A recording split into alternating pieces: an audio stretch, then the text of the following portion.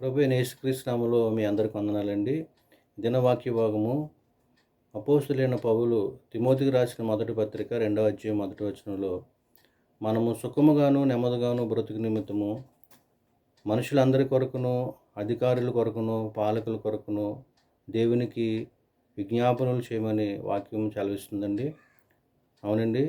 మరి ఈ యొక్క నాయకులు లేక అధికారులు మరి దేవుని చేతే మరి నియమింపబడి ఉన్నారు కాబట్టి వారి కొరకు మనం తప్పకుండా ప్రార్థన చేయాలా. మంచి పరిపాలన మరి ప్రజలకు, రాష్ట్రానికి మరి అందించులాగున వారి కొరకు మనం తప్పకుండా మరి ప్రార్థించమని దేవుని వాక్యం సెలవిస్తుందండి. రోమాపత్రిక 13వ అధ్యాయం 1వ వచనంలో, ప్రతివాడును పై అధికారులకు లోబడి ఉండవలను.